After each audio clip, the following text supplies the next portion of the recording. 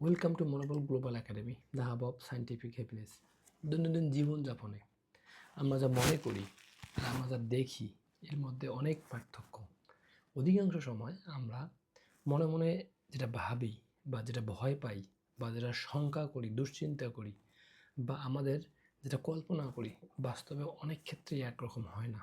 কিন্তু তারপরেও ভয়, শঙ্কা, ভবিষ্যতের দুশ্চিন্তা এটা করে আমরা আপাতত বর্তমান ভালো থাকাকে আমরা বাধাগ্রস্ত করি। এই যে আমার হাতে একটা গ্লাস দেখছেন, এটা মানে এটা কি? এটা যে মনে হচ্ছে যে এখানে এখানে গ্লাস আছে এবং গ্লাসটাতে দেখেন আপনারা,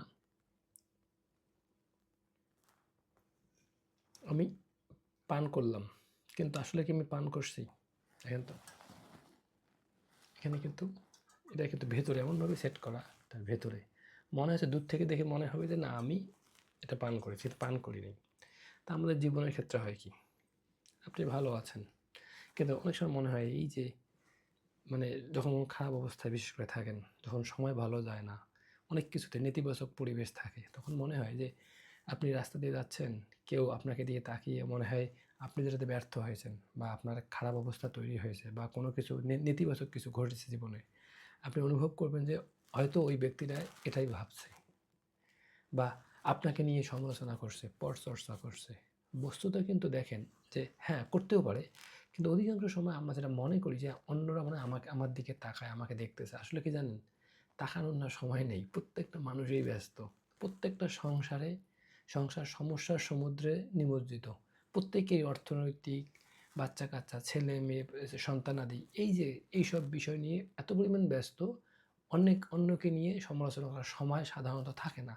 কিন্তু তারপরেও কিন্তু আমরা দেখি এই সমালোচনাগুলো আমরা শুনি।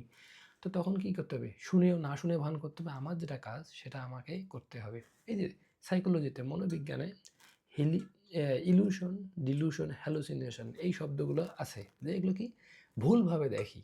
বাস্তবে জিনিসটা একটা, কিন্তু আমি দেখতেছি আরেকটা।